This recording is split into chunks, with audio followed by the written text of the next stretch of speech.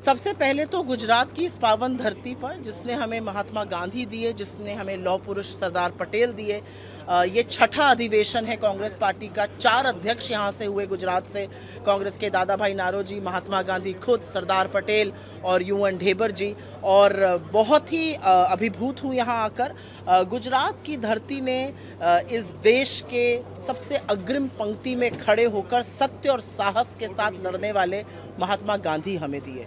और गुजरात की धरती ने जिजीविषा दी हमें, गुजरात की धरती ने हमें साहस दिया।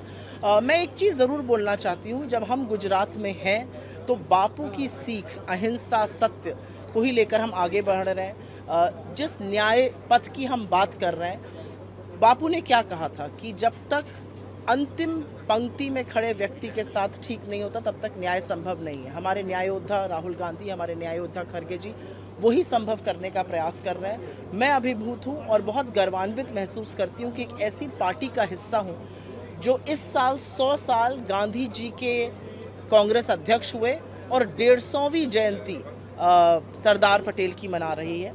सरदार पटेल वो जिन्होंने इस देश को एकजुट किया, अखंड किया, और यही नहीं, जब समय पड़ा तो कड़ा रुख अपनाकर आरएसएस जैसे संगठनों को बैन भी किया। मैं ये ज़रूर बोलना चाहती हूँ कि संकल्प, समर्पण और संघर्ष जो हमारा न्यायपथ के अधिवेशन में नारा है, वो हम सबका बैज ऑफ ऑनर है, वो हम सबका प्रेरक है और उसी को लेकर हमें आगे बढ़ना है। कांग्रेस पार्टी का इतिहास ये बताता है कि देश को जब जब जरूरत थी कांग्रेस पार्टी देश के लिए खड़ी थी।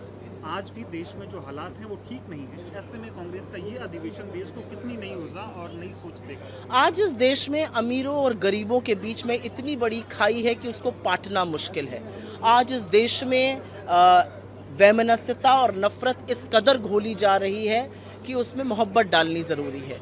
आज इस देश में अमीर को गरीब से, अगड़े को पिछड़े से लड़ाया जा रहा है। आज इस देश में दलितों, पिछड़ों, आदिवासियों के हक का लगातार हनन हो रहा है।